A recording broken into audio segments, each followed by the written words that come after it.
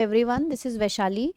और हमारी जो अभी यूपीएससी मेंस जो होने वाला है उसके लिए जीएस 3 के लिए जो इम्पोर्टेंट थीम्स हैं उस वो जो सीरीज चल रही है, तो उसमें आज हमारा जो नया टॉपिक है that is balance of payments. ठीक है, तो जो पहली वाली वीडियो इसमें मैं पूरा प्रोसेस आपको बता चुकी हूँ कि हाउ वी आर प्रोसीडिंग।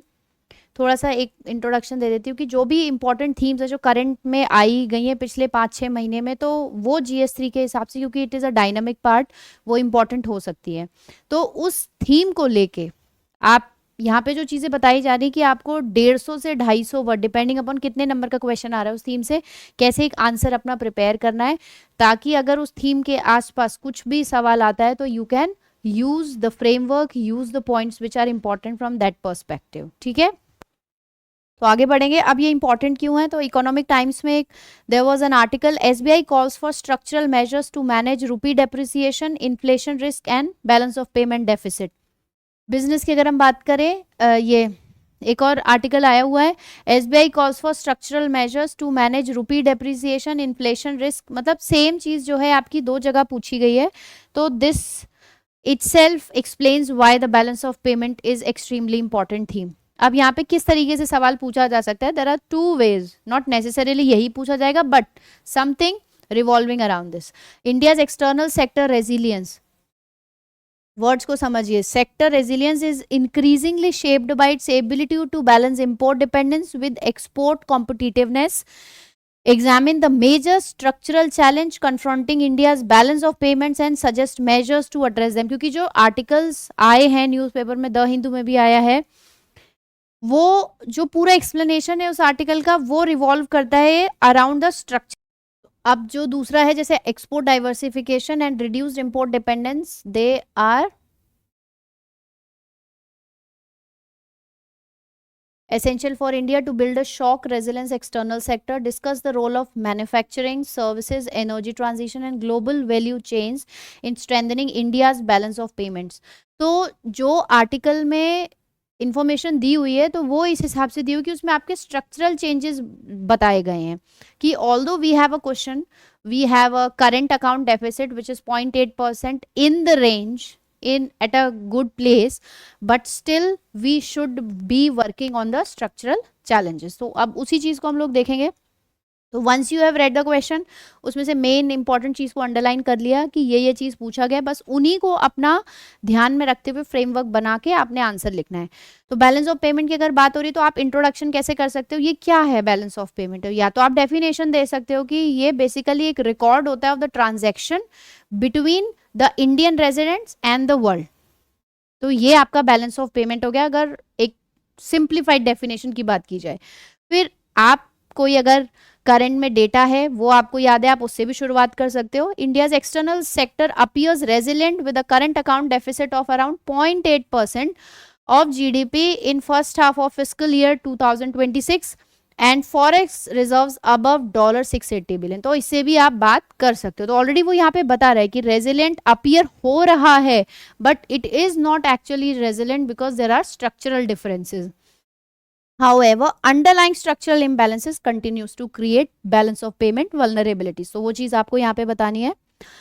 अब की वल्नरेबिलिटीज की बात कर ले तो परसिस्टेंट मर्चेंडाइज डेफिसिट। तो अगर यहाँ पे आप एक्सपोर्ट्स की बात कर रहे हो तो $437 बिलियन और इंपोर्ट कितना है $720 बिलियन। तो ये जो डेफिसिट है इज अराउंड $283 बिलियन। तो इस पे हमको काम करने की जरूरत है।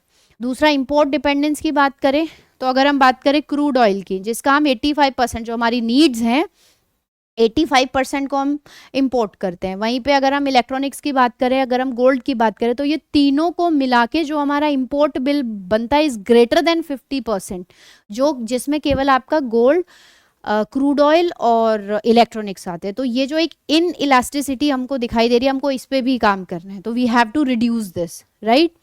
तो ये इसका जो है this exposure global prices and exchange rate movement, तो उसको बहुत अफेक्ट करता है ये। लिमिटेड एक्सपोर्ट कॉम्पिटिटिवनेस, इंडिया का जो कंट्रीब्यूशन है अगर हम एक्सपोर्ट में बात करें ग्लोबल मर्चेंडाइज एक्सपोर्ट में is only around 1.8%।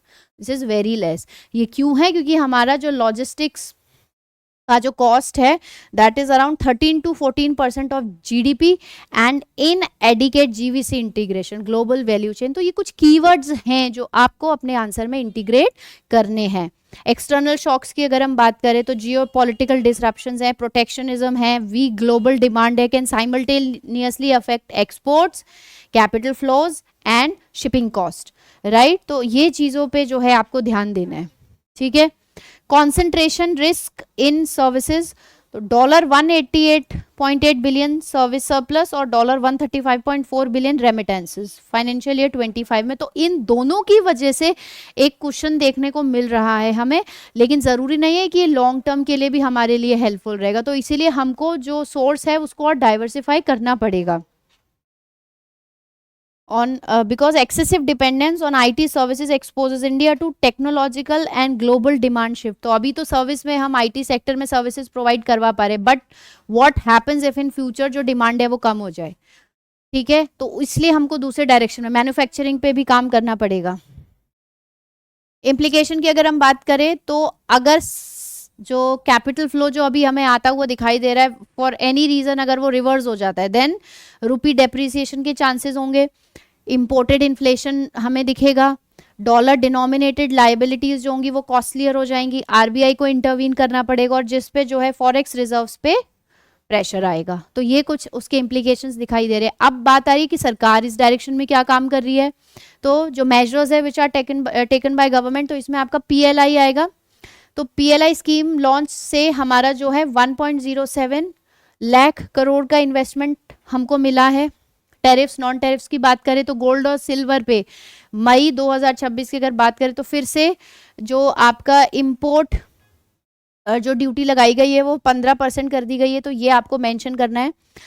Energy transition की अगर हम बात करें तो national green hydrogen mission launch किया और गवर्नमेंट ने इन्हीं चीज़ों को देखते हुए इथेनॉल ब्लेंडिंग का जो है उसको पुश किया है 25-26 वाले ईयर में, सो दैट जो हमारा इंपोर्ट का बिल है उसमें कुछ कंट्रीब्यूशन हो पाए, वो कम हो पाए, ठीक है। अगर उसकी बात करें तो that will bring around that will save us around $4 billion per year annually. E20 से अगर हम प्रॉपरली इसको एग्जीक्यूट कर पाते तो we can save $4 billion annually.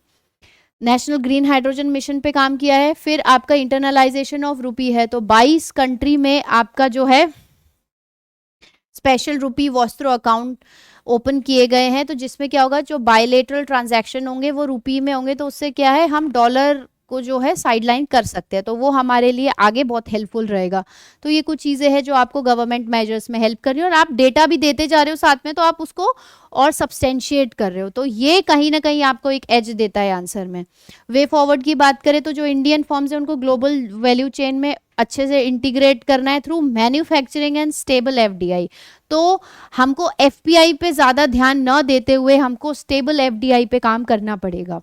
Reduce logistic cost, तो जो गवर्नमेंट ने पीएम गति शक्ति और नेशनल लॉजिस्टिक पॉलिसी जो है लेके आई है गवर्नमेंट, उसके थ्रू कोशिश हमारी यही रहेगी कि लॉजिस्टिक कॉस्ट कम हो जाए।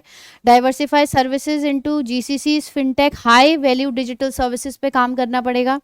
Accelerate electric vehicles, green hydrogen, renewable energy to reduce oil dependence, तो इसमें हम ऑलरेडी ये नेशनल ग्रीन हाइड्रोजन और E20 पुश की बात कर चुके हैं। और जब भी इसकी बात आती है रिन्यूएबल एनर्जी की या इलेक्ट्रिक व्हीकल्स की, तो हम गवर्नमेंट का कोशिश ये है कि 2030 तक अराउंड 30% ईवीज जो हैं वो मार्केट में आ जाए। Expand free trade agreements and district level export hubs to diversify market, यहाँ पे डाइवर्सिफिकेशन की ही बहुत ज़रूरत है। जैसे EFTA हुआ, यूरोपियन यूनियन के साथ जो फ्री ट्रेड अग्रीमेंट साइन हुआ है, तो एक दो एग्जाम्पल आप यहाँ पे मेंशन कर सकते हो, राइट। तो बहुत ज़्यादा वे फॉरवर्ड लिखने का ज़रूरत नहीं, कीपिंग इन माइंड 10 नंबर का है तो 2-3 ही लिख दो। अगर 15 नंबर का क्वेश्चन अगर आया है तो यू कैन मैंशन 4 और 5, मतलब in total main body, way forward, government ने क्या मेजर्स ले, ये सब मिला के आपके 13-14 पॉइंट्स हो जाने चाहिए। And then you should be mentioning the conclusion. Conclusion की अगर हम बात करें तो India needs to shift from managing the deficit to structurally reducing it through competitive manufacturing, diversified exports and lower import dependence. इन 3 चीज़ों पे हम काम करेंगे, देन ओनली जो आपका रुपी स्टेबिलिटी है हम कहीं ना कहीं वो ला पाएंगे, और आपका जो एक्सटर्नल रेजिलियंस है उस पे हमको हेल्प मिलेगी। तो अगेन ये आपके 2-3 टर्म्स ऐसे हैं जो आपको वहां पे कंक्लूजन में जो है लिखना पड़ेगा, ठीक है। मेजरली मैन्युफैक्चरिंग पे आपको फोकस करना है कि उस वाले डायरेक्शन में डाइवर्सिफिकेशन करना है, और जो भी मेन पॉइंट्स हैं वो आपको पॉइंट्स के फॉर्म में लिखना है। Try avoiding writing in paragraphs, ठीक है। फ्लो डायग्राम के थ्रू भी आप बता सकते हो। इसमें कोई ऐसी चीज़ है जो जहाँ पे ज़्यादा वर्ड्स आपके पास टाइम नहीं है लिखने का, then you can mention through the this flow diagram also. तो यहाँ पे पर्पस क्या है कि जो भी मेन थीम है उसके अराउंड, उस थीम के रिवॉल्विंग कैसे क्वेश्चन बन सकते हैं।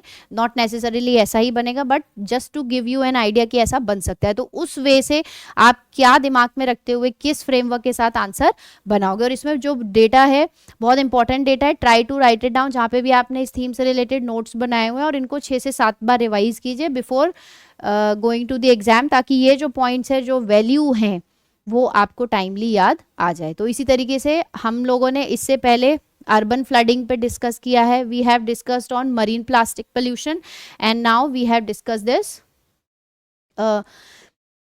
पेमेंट वाला बैलेंस ऑफ पेमेंट। तो इसी तरीके से वी हैव 25 30 35 थीम्स। तो वो वीडियोस भी आएंगे, और छोटे छोटे वीडियोस है 7 से 8 मिनट के। तो उसमें क्या होगा कि आप 1.5 या 2x पे भी देख के केवल जो मेन डेटा है उसको आप ले सकते हो, वो आपको एग्जामिनेशन में काम आएगा। तो see you in the next video. Thank you.